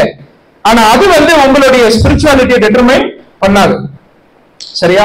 சாத்தானுக்கு அதை பத்தி எல்லாம் அவனுக்கு கவலை கிடையாது. ஆனா நீ எப்ப இருதயத்தை ஊத்தி கர்த்தர் இடத்துல ஜெபிக்கிறியோ, எல்லாத்துக்கும் கர்த்தரை சார்ந்து கொள்றியோ, எப்ப அவரோட சித்தத்தை நிறைவேற்ற ஆரம்பிக்கிறியோ, எப்ப வேதத்துல உட்காரி அவரோட நேரம் செலவழித்து அவரோட இருதயத்தை புரிஞ்சிக்க முயற்சி செய்றியோ, சரியா? எப்ப அவரோடு கூட நீ பேசிக்கிட்டே இருக்கிறியோ அவனுக்கு கப்ப கப்ப கப்ப கப்பன்னு எரியும். சரியா? அங்கதான் உனக்கு ஆரம்பிக்கும். சொல்றது புரியுதா? நல்ல வாலிபத்துல இதை கத்துக்கோங்க. சின்ன வயசுல இருந்து உங்களுடைய அப்பா அம்மா இதை சொல்லி கொடுத்திருப்பாங்க இல்லையா? அந்த உறவை பிடிச்சுக்கோங்க, அந்த உறவுல வளருங்க. நிறைய வாலிபர்களை நாங்க பார்க்கும்போது ஒரு துக்கத்தோடு தான் நான் இதை சொல்றேன். அவங்க வாழ்க்கையில எடுக்கிற தீர்மானங்களை பார்க்கும்போது இவங்களுக்கும் ஆண்டவருக்கும் தொடர்பே இல்லையா அப்படின்னு அழ வேண்டியதா இருக்குது. எடுக்கிற சில தீர்மானங்களை பார்க்கும்போது என்னப்பா ஒரு அவிசுவாசி கூட இந்த தீர்மானம் எடுக்க மாட்டாரு, அப்படின்னு தோணுது. அப்ப என்ன நம்ம கத்துக்கிட்டோம் ஆண்டவரை பத்தி? இவ்வளவு நாள் சபைக்கு வந்து என்ன பிரயோஜனம்? இவ்வளவு நாள் மனப்பாடெல்லாம் பண்ணி என்ன பிரயோஜனம்? பைபிள் காலேஜ்ல படிச்சு என்ன பிரயோஜனம்? எவ்வளவோ நம்ம எல்லாத்தையும் நம்ம இருக்கிறோமே, ஆனா வந்து ஆண்டவரோட உள்ள உறவுல நம்ம டோட்டல் ஜீரோவா இருக்கிறோமே. இப்ப சாத்தானுடைய தந்திரம் அது புரிஞ்சுதா? நீங்க கிறிஸ்டியானிட்டியை பிடிச்சுக்கோங்க, ஆனா கிரைஸ்ட விட்டுருங்க. அதுதான் அவனுடைய தந்திரம். சரியா? அவனுக்கு அதை பத்தி எல்லாம் கவலையே கிடையாது. நீங்க என்ன வேணா அதை பத்தி டிபேட் பண்ணிக்கோங்க. ஆனா ஆண்டவரோட உள்ள உறவுல நீங்க பலப்படுறது ஆண்டவருடைய விருப்பம். நேற்று நம்ம தெளிவா படிச்சோம். ஆண்டவர் வந்து உங்களுடைய உறவுக்காக இயங்குகிறார், உங்களோட உறவுக்காக இயங்குகிறார். சரியா? நீங்க வந்து இங்க உட்காருறீங்க, டைட் ஷெட்யூல். ஆனா இந்த 7 மணிக்கு இங்க வந்து உட்கார போதுன்னா எத்தனை பேர் குவைட் டைம் எடுத்தீங்க காலையில? ஓகே, கை தூக்க வேண்டாம். ஆனா நீங்க உங்களே எக்ஸாமின் பண்ணி பாருங்க, எத்தனை பேர் காலையில உட்கார்ந்தீங்க? அப்புறம் எப்படி நீ ரெசிஸ்ட் பண்ண முடியும்? இங்கேயே ஒரு பொண்ணை பார்க்கும் போதே உன்னால ரெசிஸ்ட் பண்ண முடியாது. நான் எழுதி கொடுத்துறேன், புரியுதா? எல்லா சேலஞ்சஸும் உன் லைஃப்ல ஃபேஸ் பண்ற எல்லா சேலஞ்சஸ் எதையுமே நீ வந்து ஜெயிக்க முடியாது unless you sit with God, unless you hear His voice, unless you surrender to His will. You can never be successful. You can never reflect the Lord Jesus Christ. அவரோட உள்ள குணத்துல நீ வளரவே முடியாது. ஆண்டவர் உன்னை எழுப்புறாரா? ஒவ்வொரு நாள் காலையிலையும் ஆண்டவர் 4 மணிக்கு எழுப்புறாரா? ஆண்டவர் 5 மணிக்கு எழுப்புறாரா? ஒரு போய் அவருடைய சமூகத்துல உட்கார்றியா? அவருடைய குரலை கேட்கறீங்களா? நான் சொல்றேன், அதை விட பெரிய ஆசீர்வாதம் வாலிபத்துல எதுவுமே கிடையாது. உங்க பாவத்தை அவர் உணர்த்துறாரா? உங்களோட அவர் பேசுறாரா? உங்களை சீர்பொருந்த பண்றாரா? That's the greatest blessing. சொல்றது புரியுதா? அந்த ரிலேஷன்ஷிப்ல வளருங்க. எனக்கு நிறைய கர்த்தர் அறியாத நண்பர்கள் உண்டு. அடிக்கடி என்கிட்ட கேட்பாங்க, என்னப்பா உங்க கடவுள் வந்து ஒரு வீடு கொடுக்குறாருன்னு சொல்றீங்க, எங்க கடவுள் 2 வீடு கொடுக்குறாரு.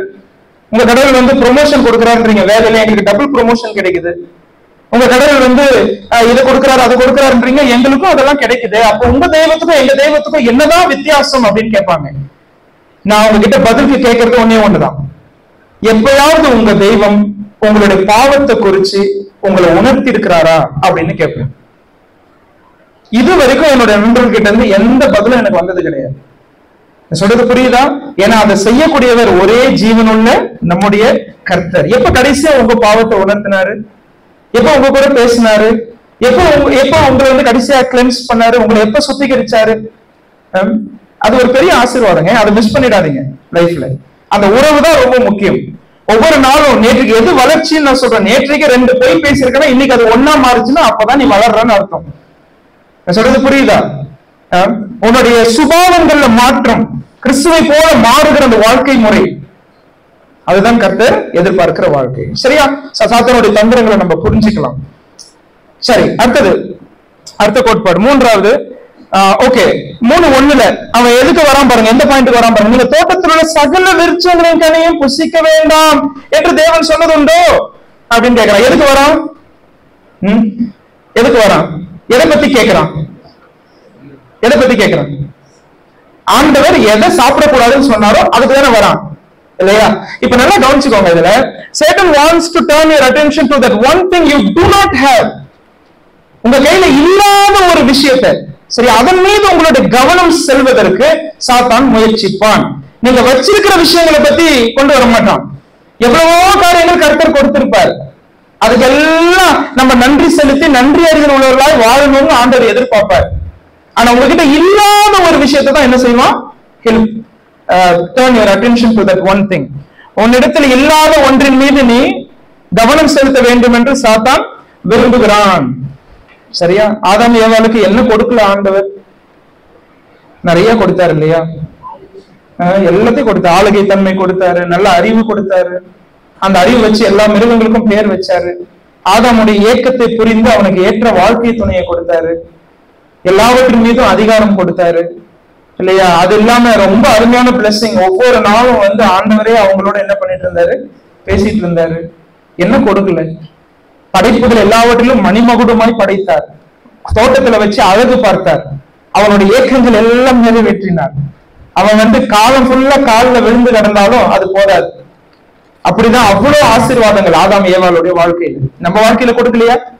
நம்ம வாழ்க்கையில எவ்வளவு ஆசீர்வாதங்கள், அதை யோசிச்சு பாருங்க. இல்லாத ஒன்றுக்காக ஆண்டவர்கிட்ட போய் போராடுறோம், அவரோட மனசை துக்கப்படுத்துறோம் பல நேரங்கள்ல. ஆனா இருக்கிற விஷயங்களுக்காக நம்ம என்ன செய்யறது இல்லை. பல நேரங்கள்ல ஆண்டவருக்கு நன்றி சொல்வது கிடையாது. எப்ப நன்றி சொல்ல முடியும் தெரியுமா? எப்ப ஆண்டவருக்கு இருக்கிற விஷயங்களுக்காக நன்றி சொல்ல முடியும் தெரியுமா? இருக்கிற விஷயங்களை குறித்து உங்களுக்கு திருப்தி இருந்தாதான் ஆண்டவருக்கு நீங்க என்ன செலுத்துவீங்க? நன்றி செலுத்துவீங்க. Without that contentment, without that satisfaction, you can never praise God for it. You can never thank God for it. என் மனைவி மீது எனக்கு திருப்தி இல்லை அப்படின்னு சொன்னா என் மனைவிக்காக கர்த்தரை ஸ்தோத்திரிக்க மாட்டேன். என்னுடைய சபையை குறித்து எனக்கு திருப்தி இல்லைன்னு சொன்னா சபைக்காக ஆண்டவரே உங்களுக்கு நன்றி நானு சொல்ல வராது. ஆண்டவர் கொடுத்த பல விஷயங்கள் நம்முடைய வாழ்க்கையில திருப்தி அளிக்கக்கூடியதா. ஆனா சாத்தானுடைய தந்திரம் பாருங்க, நீ மற்றவனை ஏற்றுக்கொள்ளனா இது உனக்கு வேணும், சரியா? மற்றவங்க அங்கீகரிக்கணும்னா இது உனக்கு வேணும், அது ஒண்ணுதான் உங்ககிட்ட இல்லாம இருக்கும், அங்கதான் கை வைப்பான். நீங்க உங்க லைஃபை யோசிச்சு பாருங்க பிராக்டிகலா, நிச்சயமா இது நல்லா புரியும். ஆனா இப்ப ஒரு விஷயம் என்ன, ஒரு காமெடியாவே சொல்லலாம். என்ன அப்படின்னு கேட்டா, அந்த ஒரு விஷயம் சரி, அந்த ஒரே ஒரு கனி ஆண்டவர் நிறைய கொடுத்தார், எல்லாமே சாப்பிடுங்க, தோட்டத்தில் உள்ள எல்லா மரத்தில் உள்ள கனிகளையும் நீங்க சாப்பிடுங்க. You can freely eat of all the fruits of the tree, of all trees. ஆனா இது ஒண்ணுமே அவங்களோட கவனத்தை திருப்பணும். சரி, இவங்க வேண்டு போனாங்க, அதனால திருப்தி வந்துச்சா இல்லையா? Did it satisfy him? No. இல்லையா? அவன் பயங்கரமான அவன் சாத்தான். நீங்க விடுறதுக்கு முன்னாடி என்ன தெரியுமா சொல்லுவான்? நீங்க இதை செஞ்சாலும் ஆண்டவர் கண்டுக்க மாட்டார் அப்படின்னுவான். ஆனா அதை செஞ்சுட்டு நீங்க விழுந்துட்டீங்கன்னு வச்சுக்கோங்க, போ தொலைஞ்சு போ அப்படின்னு விட்டு போயிடுவான். நான் சொல்றது புரியுதா? He is a பக்கா cheat. ஆனா இதை நம்ம நிறைய நேரங்கள்ல என்ன பண்றது இல்ல, டிசைன் பண்றது கிடையாது. அவன் நயம் காட்டுறதுக்கும் அவன் ஆசை காட்டுறதுக்கும் அந்த ஒரு விஷயத்துக்காக தான் நம்ம என்ன பண்ணுவோம் அப்படின்னா நம்முடைய முயற்சிகள் எல்லாம் போடுவோம். ஒரு ஐயா இப்படி சொல்லியிருந்தார், you can never have enough of anything that is not the will of God for your life to ever make yourself satisfied அப்படின்னு சொன்னார். தேவ சித்தத்துக்கு வெளியில உன்னை நீயே திருப்திப்படுத்திக்கிறதுக்காக உன்கிட்ட இல்லாத ஒன்றை அடையணும் நீ நினைச்சாலும் சரி, உன்னை நீயே திருப்திப்படுத்திக்க முடியாது அப்படின்னு சொன்னார். தேவ சித்தத்துலதான் நமக்கு திருப்தி. அதை தாண்டி நீ என்ன திருப்தி எதிர்பார்த்தாலும் சரி, அது உனக்கு கிடைக்காது. அவன்கிட்ட இது இருக்குது ஆனா எனக்கிட்ட இல்லை, சரியா? இப்படி இருந்தா நல்லா இருக்கும், அப்படி வந்தா நல்லா இருக்கும், இது இருந்தா நல்லா இருக்கும். ஆண்டவர் கொடுக்கறதா உங்களுக்கு பெஸ்ட். நான் நேற்று தினத்துல சொன்னேன் இல்லையா, நீங்க தான் ஆண்டவருடைய பார்வையில விசேஷித்தவர்கள் அப்படின்னா உங்களுக்கு சிறந்ததை அவர் என்ன செய்வார்? கொடுப்பார். If you are the best in God's eyes, then you will surely receive the best from God. If you are the special, you are more special in the sight of God, then you will receive the best. உங்களுக்கு பெஸ்டானது காத்துட்டு இருக்குது. அதுக்கு முன்னாடி எல்லாத்தையும் என்ன பண்ணிடாதீங்க, ஆண்டவரை துக்கப்படுத்துற மாதிரி உங்க வாழ்க்கையில செயல்பட்டுறாதீங்க. சரி, என்னுடைய 100% அன்புக்காக தான் லிடியா காத்துட்டு இருந்துச்சு. அவளுடைய 100% அன்புக்காக தான் நான் காத்துட்டு இருந்தேன். நான் இடையிலே அந்த அன்பெல்லாம் ஊத்திட்டு போயிட்டேன்னா அவகிட்ட போய் கொடுக்கறதுக்கு என்ன இருக்கும்? நம்ம இதெல்லாம் யோசிக்கிறதே கிடையாது இல்ல. ஆண்டவர் எனக்கு சிறந்ததை கொடுத்து ஒரு நாள் என்ன கில்ட்டியா ஃபீல் பண்ண வைப்பார். அப்பதான் எனக்கு தெரியும், ஐயோ இதுக்காக நான் இவ்வளவு நாளா இதை விட்டுட்டு நான் எதையோ ஆசைப்பட்டுட்டேனே அப்படின்னு நினைப்போம் இல்லையா? பல நேரங்கள்ல அந்த குற்ற உணர்வுக்கு ஆண்டவர் தள்ளுறாரு நம்ம வாழ்க்கை. ஓகே, இதை மனசுல வச்சுக்கோங்க. சரி, அவங்க கிட்ட இல்லாததை போக்கஸ் பண்ணி அப்படிதான் இங்க வந்தான், ஆனா அதை அவங்க செஞ்சுட்டாங்க. ஃபைனலா அது சாட்டிஸ்ஃபை பண்ணிச்சா அவங்களை அப்படின்னு கேட்டா இல்லவே இல்லை. You will never get satisfaction outside the will of God. Wait for the Lord's will, wait for the Lord's timing. ஆண்டவருடைய சித்தத்தை அவருடைய நேரத்துல அவருடைய ஸ்டைல்ல அவர் பண்ணட்டும், அதுக்காக காத்திருங்க. அதுதான் உங்களுக்கு திருப்தியை கொடுக்கும். சரியா? ஓகே, அடுத்த பிரின்சிபல் இங்க நம்ம அதையும் நம்ம டெரைவ் பண்றோம். 1வது வசனத்துல இருந்து அதை நம்ம பாக்குறோம். Satan comes to you when you are the most vulnerable. ரொம்ப ஈஸியா புரிஞ்சுக்கிற ஒரு பாயிண்ட் தான். சாத்தான் உங்ககிட்ட எப்ப வருவான் அப்படின்னு கேட்டா, நீங்க எப்படி போட்டுருக்காங்க, நீ மிகவும் பாதிக்கப்படக்கூடிய பலவீன நேரத்தில் சாத்தான் உன்னிடத்தில் வருவான். when you are the most vulnerable. இங்க Eve was most vulnerable.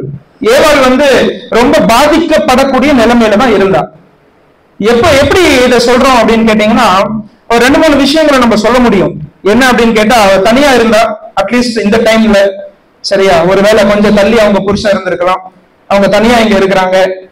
அதுக்கு முன்னாடி அவ ஒரு பெண், அதுவே நம்ம சொல்லலாம், சரியா? ஒரு பெண்ணா இருக்கிறவள் பலவீனமாய் தான் இருக்கக்கூடிய. பேதுரு சொல்றாரு, அவங்க பலவீன பாண்டம் அப்படின்னு சொல்றாரு. எங்க ஆணை விட்டுட்டு பெண் கிட்ட வராம பாருங்க, கணவரை விட்டுட்டு மனைவி கிட்ட வரான். அவங்க ஒரு பெண், அது மட்டும் இல்ல, அவங்க தனியா இருந்தாங்க. அதை விட ரொம்ப முக்கியமானது, வேத வசனத்தை மறந்து இருந்தாங்க. சரியா? நீங்க டிஃபரன்ஷியேட் பண்ணி இப்படி படிச்சிருக்கீங்களான்னு தெரியல. 2வது அதிகாரம் 16-17 ஆண்டவர் பேசின வார்த்தைகள் வருது. 3வது அதிகாரம் 2-3 பிசாசு பேசின வார்த்தைகள் வருது. சரியா? இந்த ஸ்திரீ, அதாவது ஏவாள் சாத்தான் இடத்துல பேசுற வார்த்தைகள் வருது. நீங்க எல்லாம் பைபிள கவனிங்க. நான் 3 கேள்வி கேட்பாதுக்கு நீங்க தான் பதில் சொல்லணும். 3ஆம் அதிகாரம் 2வது வசனம் பாருங்க. Look at chapter 3 verse 2. 2வது வசனம் பாருங்க. ஸ்திரீ சர்ப்பத்தை பார்த்து, நாங்கள் தோட்டத்தில் உள்ள விருட்சங்களின் கனிகளை புசிக்கலாம் அப்படின்னு ஆரம்பிக்கிறாங்க. ஆண்டவர் சொல்லும் போது இப்படி சொன்னாரா? ஏவாள் எதையாவது இங்க மாத்துறாங்களா? நீங்க அதுல பார்த்துட்டு எனக்கு சொல்லுங்க. 2:16 கம்பேர் பண்ணி பாருங்க. 2:16 கம்பேர் பண்ணி பார்க்கும்போது ஏவாள் இங்க சொல்றதும் அங்க ஆண்டவர் சொன்னதுலயும் ஏதாவது டெலிட் பண்ணிருக்காங்களா? ஏதாவது மாத்திருக்காங்களா?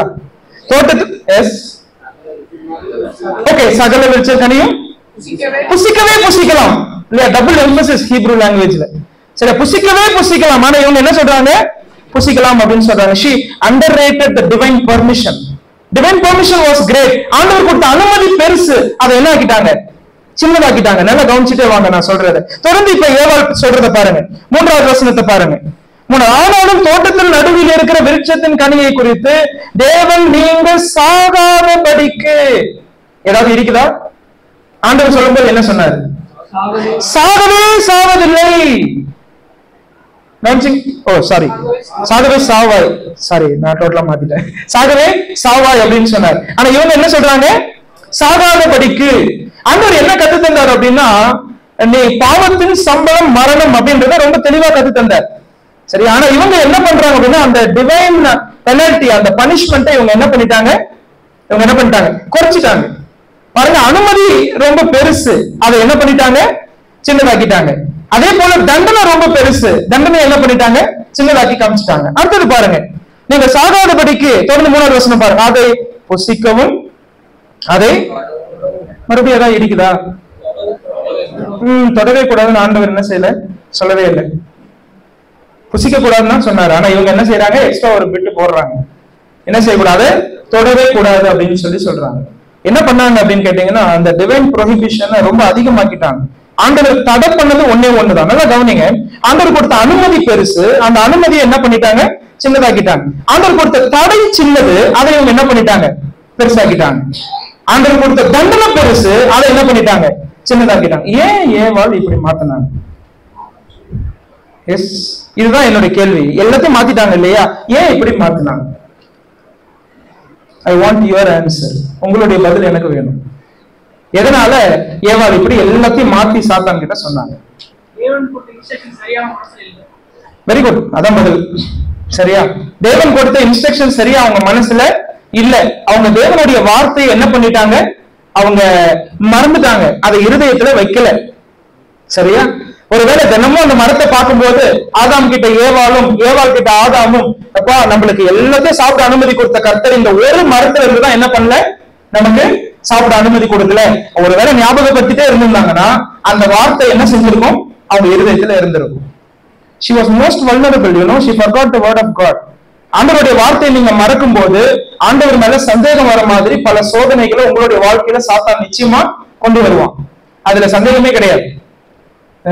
நான் 3 விஷயம் சொன்னேன். ஏவாள் ஒரு பெண், அதுவே வல்னரபிள் தான். அடுத்தது she was lonely, தனியா இருந்தாங்க, அதுவே வல்னரபிள் தான். அடுத்தது வேத வசனத்தையும் மறந்து இருந்தாங்க. இதுதான் பெர்ஃபெக்ட் டைமிங் சாத்தானுக்கு. He will choose the perfect timing. சரியான நேரத்தை தேர்ந்தெடுப்பான். சரியா? அந்த நேரத்தை தான் இங்க தேர்ந்தெடுத்து யார்கிட்ட வரோம்? ஏவாள் கிட்ட வரோம். நான் ஒரு சில விஷயங்களை கொஞ்சம் பிராக்டிகலா எழுதி வச்சிருக்கேன். அடுத்த ஸ்லைட்ல பாருங்களேன். ஒருவேளை இந்த வல்னரபிள் டைம்ஸ் நம்முடைய வாழ்க்கையில இது எல்லாத்தையும் நீங்க நல்லா கேர்ஃபுல்லா நீங்க மனசுல வைக்கணும். சரியா? when you are hungry, பசியா இருக்கும்போது நல்லா கவனிச்சுக்கோங்க. எப்போ சாத்தானுடைய தாக்குதல் அதிகமா உங்க வாழ்க்கையில வரும் அப்படின்றத நல்லா கவனிங்க. when you are hungry, when you are angry, கோபம்.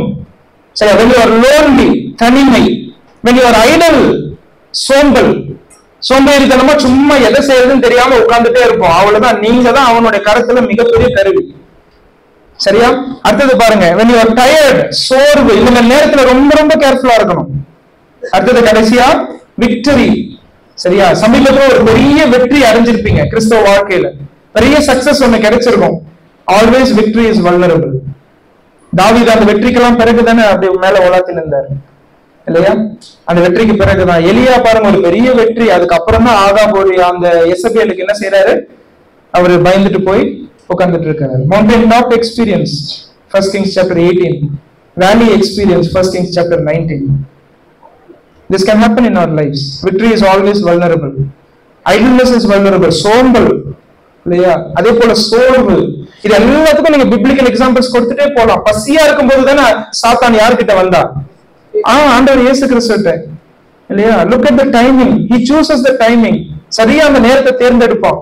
அடுத்தது நம்ம கோபம், காயில் வந்து அப்படியே கோபமா இருக்கிறாரு, என்னுடைய காணிக்கை ஆண்டவர் என்ன செய்யல, ஏற்றுக்கொள்ளல. அதுக்கப்புறம் என்னத்துல போய் முடிஞ்சது அப்படின்னு நமக்கு தெரியும் இல்லையா. அவனுடைய சகோதரனையும் அவன் என்ன செய்யறான், கொலை செய்கிறான். So be very very careful. இந்த மாதிரி டைமிங்ல வந்து ரொம்ப ரொம்ப ஜாக்கிரதையா இருக்கணும். எப்பொழுதும் வந்து நம்ம கர்த்தரிடத்துல நம்ம ஒப்பு கொடுக்கணும். இந்த மாதிரி நேரங்கள்ல நீங்க வந்து சாத்தானுடைய தந்திரத்துல விழுந்து போகாம இதே சூழ்நிலைகளை கர்த்தருக்காக பயன்படுத்த ஆண்டவர்களை உங்களை ஒப்பு கொடுங்க. அதனாலதான் யோசேப்பெல்லாம் பார்க்கும்போது ரொம்ப ஆச்சரியமா இருக்கு. பரலோகத்துக்கெல்லாம் போனா சில நபர்களை நான் பார்க்கணும்னு விரும்புறேன். அதுல ரொம்ப முக்கியமான நபர் இவர் தான். எப்படிப்பா உன்னால முடிஞ்சது அப்படின்னு கேட்கணும்னு நினைப்பேன். இந்த மாதிரி தனிமையான நேரம், இந்த தனிமையான நேரத்துல விழுந்து போறது, காலையில ஐயா சொன்னாங்க, எல்லா பாசிபிலிட்டிஸும் இருக்கு, எல்லா பாசிபிலிட்டிஸ் இருக்கு. ஆனா அந்த மாதிரி நேரத்துல ஆண்டவரை மகிமைப்படுத்துறதுக்காக அந்த சூழலை பயன்படுத்துறதுன்றது சாதாரண விஷயம் கிடையாது. You know, by the help of the Holy Spirit you can transform these kinds of vulnerable circumstances, not to fall into the prey of Satan but to glorify God. This is victorious Christian life. நீங்க அப்படிப்பட்ட சூழ்நிலையை கூட, ஒருவேளை vulnerable times, பாதிக்கப்படக்கூடிய நேரங்கள், ஈஸியா பலவீனமான நேரங்கள், அந்த நேரத்துல கூட சாத்தானுடைய தந்திரங்களை விழுந்து போகாம கர்த்தரை மகிமைப்படுத்துவதற்காக நீங்க அதை மாற்ற பரிசுத்த ஆவியானவரோட பலத்தினாலே முடியும். சரியா? அதுதான் நம்ம இங்க படிக்கிறோம். சாத்தானுடைய இந்த தந்திரங்களை நல்லா மனசுல வைங்க. உங்களுடைய வாழ்க்கையில அவன் எப்படி வந்துட்டு இருக்கான்னு நமக்கு தெரியாது. சரியா? என்னுடைய வாழ்க்கையில இதெல்லாம் அனுபவிச்சுதான் இங்க எழுதியிருக்கிறேன். அதே போலதான் நம்முடைய வாழ்க்கையில அவன் செயல்படும். இதுக்கு எல்லாம் பிப்ளிக்கல் எக்ஸாம்பிள்ஸும் நமக்கு இருக்கு, தாராளமா நம்ம சொல்லிக்கிட்டே போனோம். So when you are most vulnerable, you should commit and surrender yourself the most to the Lord. Okay, அடுத்தது ஆறாவது இன்னொரு ஒரு தந்திரத்தை அவன் இதுல கொண்டு வரான். என்ன செய்யறான் அப்படின்னு கேட்டா, Satan always tries to create doubt in your mind about God.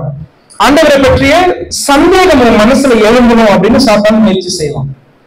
ஆண்டவரை பற்றிய சந்தேகங்கள் எழும்பணும். அதுக்கு அவன் நிறைய வந்து முயற்சி செய்வான். அதுக்கு அவன் எடுத்த ஒரு ஆயுதம் தான் பொய். யோவான் 8:44 படிச்சு பாத்தீங்கன்னா அதுல ஆண்டவர் இயேசு கிறிஸ்து சொல்றாரு, அவன் பொய்க்கு பிதா அப்படின்னு சொல்றாரு. He is the originator of lies. அதாவது father of lies அப்படின்னு சொல்றாரு. இங்க அவன் அதுதான் எடுக்கிறான், அந்த ஆயுதத்தை தான் எடுக்கிறான் இல்லையா. அவன் நிறைய பொய் சொல்றான். இங்க அந்த பொய் எடுத்துதான் அவங்க மனசுல ஒரு டவுட்டை கிரியேட் பண்றான். ரொம்ப முக்கியமான விஷயம் அவன் சொன்னது என்ன அப்படின்னா, 5வது வசனத்துல இருக்கு, நீங்கள் இதை புசிக்கும் நாளிலே உங்கள் கண்கள் திறக்கப்படும். எவ்வளவு பாசிட்டிவா சொல்றான் பாருங்க, எவ்வளவு தந்திரசாலி பாருங்க. அவன் is always a liar and a deceiver. அவனை நல்லா நம்ம புரிஞ்சுக்கணும். அதே போல அவன் சொல்றது பாருங்க, நீங்க நன்மை தீமை அறிந்து தேவர்களை போல் இருப்பீர்கள். You will become like God. இவ்வளவு நாளா ஏவாள் இதை பார்த்துட்டு இருந்தாங்க இந்த மரத்தை. அப்பெல்லாம் இவங்களுக்கு அது வந்து ஒரு விரும்பத்தக்க ஒரு கனியா இல்ல, இச்சிக்கக்கூடிய கனியா இல்ல. எப்ப இதை சாத்தான்னு சொன்னானோ அதுக்கு பிறகுதான் அந்த பழம் எப்படி மாறிச்சு தெரியுமா அவங்க கண்ணுக்கு? It became lustful. You know why? எதனால தெரியுமா? சாத்தான் ஏவாள் கிட்ட பேசின இந்த வார்த்தைகள் தான். நீங்க இதை சாப்பிடுறதுனால நீங்களே தேவர்களை போல் இருப்பீர்கள். ஆதாம் ஏவாளும் சிந்திக்க ஆரம்பிச்சுட்டாங்க, ஒருவேளை ஆண்டவர் நம்ம அவரை போல மாறிடும்ன்ற பொறாமையில தான் இதை விளக்கிட்டாரோ அப்படின்னு சந்தேகம் வர ஆரம்பிச்சிருச்சு. நான் சொல்றது புரியுதா? இவ்வளவு நல்ல ஆண்டவர், எல்லாவற்றையும் நன்மையானதை பார்த்து செய்த ஆண்டவர், ஆனா அவரை ஒரு பொய்யான ஆண்டவரா சாத்தான் காமிச்சிட்டான். இப்ப இவங்க மனசுல ரிங்காரம் அடித்து கொண்டிருக்கிறது என்ன அப்படின்னு கேட்டீங்கன்னா, இந்த ஆண்டவர் எங்களை விட்டு இதை தடை பண்ணிட்டாரோ, எங்களுடைய நன்மையை விரும்பலையோ, எங்க மேல பொறாமையோ இல்லையா. சாத்தான் இந்த ஐடியாவை கொண்டு வரான். அவன் எவ்வளவு பெரிய தந்திரசாலி. பல நாட்களுக்கு முன்பு, பல வருஷங்களுக்கு முன்பு அவன் அதைதான் செஞ்சான். அவன் தேவனை போல மாற வேண்டும் என்று நினைத்தான் இல்லையா. ஏசாயா 14ஆம் அதிகாரத்தில் ஐசாயா 14 அவர் நல்ல ஒரு தூதனாய் ஆண்டவர் அவனை வைத்திருந்தார், நல்ல இடத்தை கொடுத்திருந்தார், நல்ல ஸ்தானத்தை கொடுத்திருந்தார். அவனுக்கு மேல ஆண்டவர் ஒருத்தர் தான். ஆனா அவன் என்ன சொன்னான், நான் வந்து ஆண்டவரை போல உயர்வேன்னு சொல்லுவான். ஆண்டவர் என்ன பண்ணார், கீழே தள்ளினார். இப்ப அதே சிந்தனையை தான் இங்க கொண்டு வரான். நீங்க இதை புசிச்சா நீங்களே ஆண்டவரை போல மாறி, நம்மளே கடவுளை போல மாறிட்டா then you can choose your destiny, you can choose your fate இல்லையா. அதுதான் இங்க கொண்டு வந்து பேசுறான். உங்ககிட்ட ஆண்டவர் இதை தடை பண்ணி வச்சிருக்கிறாரு, எங்க நீங்களே அவரை போல மாறிடுவீங்க அப்படின்ற பொறாமையில இதை தடை பண்ணி வச்சுட்டாருன்னு போட்டான். அவ்வளவுதான். அதுக்கப்புறம் அடுத்த வசனமே வாசிக்கிறோம், இதை பாக்குறதுக்கு இச்சிக்கத்தக்க பழமா மாறிச்சு. அதை பத்தி சிந்திக்க ஆரம்பிச்ச ஏவாள் தான் விழுந்து போனாங்க. சரியா? அப்ப இப்படிப்பட்ட ஆயுதங்களை அவன் பயன்படுத்தி என்ன செய்யறான் அப்படின்னு கேட்டா, he wants to create doubt in your mind. நல்லா கவனிங்க, வாலிபத்துல நீங்க வேத வசனத்தை சந்தேகப்பட சாத்தான் வைப்பான். ஆண்டவருடைய கேரக்டர், அவருடைய குணத்தை சந்தேகப்பட வைப்பான், அவருடைய சித்தத்தை சந்தேகப்பட வைப்பான். சரியா? மற்றதெல்லாம் நன்மையா தெரியும் உங்க கண்ணுக்கு. ஆனா எங்க வந்து சந்தேகங்கள் வரும் அப்படின்னு கேட்டா, வேத வசனத்தின் மீது இன்னைக்கு எவ்வளவு விஷயங்கள் சோசியல் மீடியால நம்ம பாக்குறது. he wants to create doubt in the minds of God's children about the word of God, about the will of God, about the character of God. ஆண்டவர் எப்படிப்பட்டவர் அதை அப்படியே மாத்தி காமிச்சிருவான். சரியா? இதுதான் அவனுடைய தந்திரம். இந்த வேதத்துல ஆதியாகமத்திலிருந்து வெளிப்படுத்தின விசேஷம் வரைக்கும் இது பரிசுத்த ஆவியானவரால் அருளப்பட்ட வேத புஸ்தகம். இதை நல்லா நீங்க ஏத்துக்கணும் உங்க மனசுல. சரியா? இதுல உள்ள ஒவ்வொரு வசனத்தையும் நீங்க ஏற்றுக்கொள்ளணும். இது கடவுளுடைய வார்த்தை, இதன்படிதான் நாங்க நடப்போம், இதற்கு கீழ்ப்படிவோம், இதுதான் எங்களுக்கு தேவ சித்தம் அப்படின்னு நீங்க எப்போ நம்மளை சரண்டர் பண்றோமோ அந்த வேத வசனம் நமக்கு வழிகாட்டும். சரியா? ஒருவேளை சில விஷயங்கள் புரியாம இருக்கலாம், ஆனா அதனால எனக்கு அதுல என்ன வரக்கூடாது, சந்தேகம் வரக்கூடாது. You should never doubt God's word. Maybe இதுல டவுட்ஸ் நம்ம பிறகு பேசலாம். ஒரு நான் பேசிட்டு இருக்கிற பாயிண்ட்ஸ் ஏதாவது உங்க மனசுல பிராக்டிகலா பேசணும்னு சொன்னா மத்தியான செஷன்ல நீங்க ஏதாவது கேள்விகள் எடுத்துங்க, அதுல நம்ம பேசுவோம். சரியா? ஓகே. அப்ப Satan's lies always brings death, God's truth brings life. அவனோட போய் என்ன கொண்டு வந்துச்சு, மறுபடியும் அதை அச்சீவ் பண்ணாங்களா அப்படின்னு கேட்டா ஒண்ணுமே கிடையாது. அது என்ன கொண்டு வந்துச்சு, மரணத்தை கொண்டு வந்துச்சு. ஆனா ஆண்டவருடைய சத்தியம் நமக்குள்ள ஜீவனை கொண்டு வரும். சத்தியத்தை அறிவீர்கள், சத்தியம் உங்களை விடுதலையாக்கும். குமாரன் விடுதலையாக்கினால் மெய்யான விடுதலை. அந்த விடுதலைக்கு வந்து வேற எதுவுமே கம்பேர் பண்ண முடியாது. அப்படிப்பட்ட விடுதலை வாழ்வு தான் கிறிஸ்தவ வாழ்வு. சரியா? இன்னும் ஒரே ஒரு விஷயம், கடைசியா ஒரே ஒரு ஸ்ட்ராட்டஜி, நான் அதை இதுல போடலன்னு நினைக்கிறேன், போடல இல்லையா? இன்னும் ஒரே ஒரு ஸ்ட்ராட்டஜி நான் சொல்லிடுறேன். Satan does not want us to submit to God's authority. அதை மட்டும் எழுதிக்கோங்க, அது ஸ்லைட்ல வராது, அதனால அதை எழுதிக்கோங்க. இதை சொல்லி நான் முடிக்க போறேன், அதுக்கு பிறகு நான் அப்புறமா கண்டினியூ பண்றேன் அடுத்த செஷன்ல.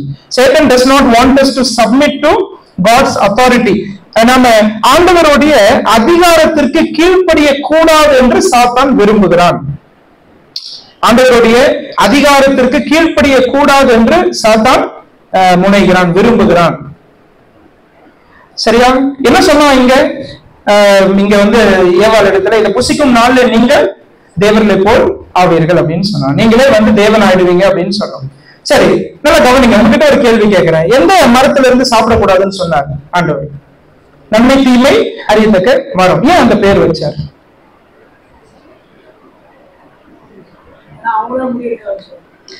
எக்ஸலண்ட். லோகேஷ் எப்பயுமே சிக்ஸர் அடிக்கிறாரு. சரியா? என்ன அவர் சொன்னதை நல்லா கவனிங்க. இந்த மரத்தை ஏன் இப்படி ஒரு பேர் வச்சாருன்றதை நான் சொல்றேன், நல்லா கவனிங்க. நல்லது எது, கெட்டது எது, இவங்களுடைய வாழ்க்கையில இந்த தீர்மானம், சரியா, எது நல்லது எது கெட்டது, இதை நிர்ணயிக்கிற அதிகாரம், இத அவங்க ரெண்டு பேரும் யாருக்கு கொடுக்கணும்னு கர்த்தர் எதிர்பார்த்தார்? தேவனுக்கு, அவருக்கு கொடுக்கணும்னு எதிர்பார்த்தார்.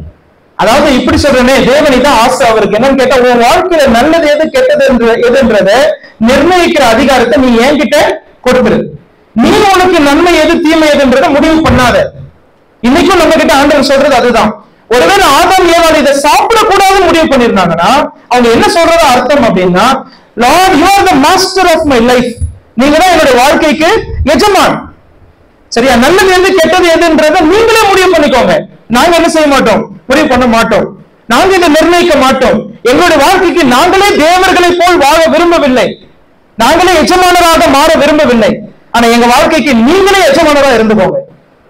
நீங்களே சூஸ் பண்ணித்தாங்க. எனக்கு எந்த பொண்ணு வேணும் நீங்க சொல்லுங்க, எனக்கு எந்த வேலை வேணும் நீங்க சொல்லுங்க, என்ன படிப்பு வேணும் நீங்க சொல்லுங்க, எப்படிப்பட்ட ஊழியத்தை செய்யணும் நீங்க சொல்லுங்க, எல்லாத்துக்கும் நீங்க சொல்லுங்க. அதுக்கு நான் என்ன செய்யறேன், கீழ்ப்படியறேன். இத நீங்க செய்யக்கூடாதுன்னு தான் சாத்தானுடைய விருப்பம். சொல்றது புரியுதா? ஆண்டவர் அழகா அதுக்கு பேர் வச்சு இதெல்லாம் எதிர்பார்த்தார். ஆண்டவருடைய அதிகாரத்துக்கு இவங்க கீழ்ப்படியணும்னு எதிர்பார்த்தார். ஏன்னா இவங்க மேல ஆண்டவர் தான் இப்ப இருக்கிறார் இல்லையா? அவருடைய அதிகாரத்துக்கு இவங்க என்ன செய்யணும், கீழ்ப்படியணும்னு நினைச்சார். ஆனா அவங்க என்ன செஞ்சாங்க அப்படின்னா, நீங்க வந்து எங்களுக்கு மேல வேண்டாம், நாங்களே எங்க வாழ்க்கையை பாத்துக்கிறோம் அப்படின்னு சொன்னாங்க. we look after our own lives. இன்னைக்கு நம்ம எல்லாம் அப்பா அம்மா கிட்ட அதானே சொல்றோம். பல நேரங்கள்ல அப்பா அம்மா என்ன தெரியும், அது ஏற்கனவே ஏகப்பட்ட ஜெனரேஷன் கேப், படிக்காதவங்க, அவங்களுக்கு என்ன தெரிய போகுது? அதனால என் வாழ்க்கையை நானே பாத்துக்கிறேன். I know my values. And we live in a world which is emphasizing this kind of philosophies தான் இல்லையா? இது ஆரம்பத்துல ஆரம்பிச்சிருச்சு, ஏதேன் தோட்டத்துல ஆரம்பிச்சிருச்சு. செக்குலர் ஹியூமனிசம் அதெல்லாம் சொல்றாங்க இல்லையா? இன்னைக்கு இந்த பிலாசபி தான் எங்க பார்த்தாலும் இருக்கு. எல்லா இடத்துலயும் go to all places, அங்க ஏத்தி விடுறத பாருங்க, அந்த மோட்டிவேஷன்லாம் பாருங்க, உன்னால முடியும்னா ஏத்தி விடுவான். சரியா? இன்னைக்கு சேட்லி நம்ம பிள்ளைங்க கூட காலைல ஏஞ்சோடனே வாட்ஸ்அப்ல போய் உட்காருதுங்க. என்ன அப்படின்னு ஏதாவது ஒரு மோட்டிவேஷன் கிடைக்காதா உலகத்துல இருந்து அப்படின்னு உட்காருதுங்க. ரொம்ப ரொம்ப துக்கமான விஷயம் இதுதான். நான் கேட்கிறேன், இயேசு கிறிஸ்துவ காட்டிலும் உங்களுக்கு மோட்டிவேஷன் என்ன வேணும்? இயேசு கிறிஸ்துவோட வார்த்தையை விட உங்களுக்கு மோட்டிவேஷன் என்ன வேணும்? ஆனா நம்ம கொண்டு போய் இன்னைக்கு என்ன செய்யறோம் அப்படின்னு கேட்டா, உலகத்துல இருந்து எனக்கு மோட்டிவேஷன் கிடைக்கணும்னு விரும்புறோம். உலகம் கொடுக்கிற மோட்டிவேஷன் என்ன தெரியுமா? உன்னால முடியும்னு சொல்றோம். ஆண்டவர் சொல்றது என்ன தெரியுமா? உன்னால ஒண்ணும் முடியாது, ஆனா நீ என்ன செய், என்ன செய், பிடிச்சுக்கோ, அப்ப நான் உன்னை கொண்டு நான் விரும்புறத நான் செய்யறேன். இதுக்கு நீ கீழ்ப்படிய தயார்னா நீ என்ன பண்ணிக்கோ, பிடிச்சுக்கோ. இதுதான் கிறிஸ்தவ வாழ்க்கை. அன்னைக்கு ஆதாம் ஏவாள் அதை கோட்டை விட்டுட்டாங்க, இன்னைக்கு நாமளும் இதை கோட்டை விட்டுட்டு தான் இருக்கிறோம். என்னால முடியும் ஆண்டவரேன்னு சொல்றோம், எனக்கு இதுல அனுபவம் இருக்கு ஆண்டவரேன்னு சொல்றோம், எனக்கு இதுல அறிவு இருக்கு ஆண்டவரே, எனக்கு சாமர்த்தியம் இருக்கு, எனக்கு எக்ஸ்பீரியன்சஸ் இருக்கு, I have my own credentials, I look after my life, என் வாழ்க்கையை நான் பார்த்துக்கிறேன். நீங்க வாழ்க்கையில எந்த விஷயத்த நல்லா செய்ய முடியும்னு நினைக்கிறீங்களோ அங்கதான் ஆண்டவர் அதிகமான டெஸ்ட் வைப்பார். நான் சொல்றது நல்லா மனசுல வச்சுக்கோங்க, இதெல்லாம் சொல்லிட்டு போயிடுவேன், இதெல்லாம் நடந்துகிட்டே இருக்கும் நாளையில இருந்து உங்க வாழ்க்கையில. சரியா? எந்த இடத்துல நீங்க அதிகமா சாதிக்க முடியும், இந்த விஷயத்தை என்னால செய்ய முடியும்னு நினைக்கிறீங்களோ அங்கதான் பெரிய டெஸ்ட் ஆண்டவர் வைப்பார். ஏன் தெரியுமா? அந்த இடத்துல கூட என்னுடைய பலத்தால என்னால வாழ முடியல சாமி, நான் உங்களை என்ன பண்ணிக்கிறேன், சார்ந்து கொள்றேன் அப்படின்னு நீ சொல்றதுக்காக தான் உன்னை வெறுமையாக்குவார், உடைப்பார், செதுக்குவார். இது என்னுடைய வாழ்வின் அனுபவம். ராத்திரி எல்லாம் பேதுரு மீன் பிடிக்கிறாரு, ஒண்ணுமே கிடைக்கல. அவரை விட என்ன எக்ஸ்பீரியன்ஸ் இருக்கு மத்தவங்களுக்கு? அவர் தான் மோஸ்ட் எக்ஸ்பீரியன்ஸ் ஃபிஷர்மேன். அவருடைய ஹோம் கிரவுண்ட் அது கலிலி. எந்த இடத்துல மீன் பிடிக்கணும் தடிக்க வேண்டும், அவருக்கு எங்க கிடைக்கணும் அவருக்கு தான் தெரியும். ஆனா ராத்திரி எல்லாம் போட்டு பாக்குறாரு, ஒரு மீன் கூட கிடைக்கல இல்லையா? ஆனா ஆண்டவர் ஒரு நல்ல பாடத்தை சொல்லித்தராரு இல்லையா? அவரை சார்ந்து கொள்ள வைக்கிறார். கடைசியா வலை எல்லாம் கிழிகிற அளவுக்கு மீன் கிடைச்ச பிறகு ஒண்ணுதான் பேதுருவால சொல்ல முடிஞ்சது, ஆண்டவரே நான் பாவியான மனுஷன், என்னை விட்டுட்டு என்ன பண்ணிடுங்க, போயிடுங்க, நான் ஒரு பாவியான மனுஷன். பிரியமானவர்களே, அப்படிப்பட்ட அனுபவங்கள் நம்ம வாழ்க்கையில இருக்கா? உங்களோட எல்லாத்தையும் சரண்டர் பண்ணிட்டீங்களா ஆண்டவருக்கு? அவர் உங்க வாழ்க்கைக்கும் வரிகளுக்கும் எஜமானரா இருக்கிறாரா? அவரே உங்களோட வாழ்வின் தீர்மானங்களுக்கு அதிகாரியா இருக்கிறாரா? உங்களுடைய சிந்தனை வாழ்வை ஒப்பு கொடுத்திருக்கிறீர்களா? நீங்கள் பணம் செலவழிக்கும் விதத்தை ஒப்பு கொடுத்திருக்கிறீர்களா? நீங்க உங்க வாழ்க்கையில் இருக்கிற தீர்மானங்களை ஒப்பு கொடுத்திருக்கிறீர்களா? அவர் உங்களுடைய வாழ்க்கையை எப்படியாக அவர் கையாளுகிறார், எப்படி நடத்துகிறார்? இதை நம்ம சிந்திக்க வேண்டியது அவசியம். இந்த ஸ்ட்ராட்டஜியோட நான் நிறுத்துறேன். ஒருவேளை ஓவர் கம் பண்றதை நம்ம பிறகு நம்ம சிந்திக்கலாம். நிறைய டைம் எடுத்துட்டேன். ஆனா இந்த யுக்திகள் எல்லாம் நீங்க மனசுல வச்சுக்கோங்க. இந்த விதங்கள்ல சாத்தான் வரான், அப்போ நம்ம அவனை என்ன செய்யணும், எதிர்த்து நிக்கணும். ஆண்டவர் நமக்கு என்ன கொடுக்கிற ரிசோர்சஸ் அதை பிறகு நம்ம வரும்போது நம்ம சிந்திக்கலாம். தேங்க்யூ.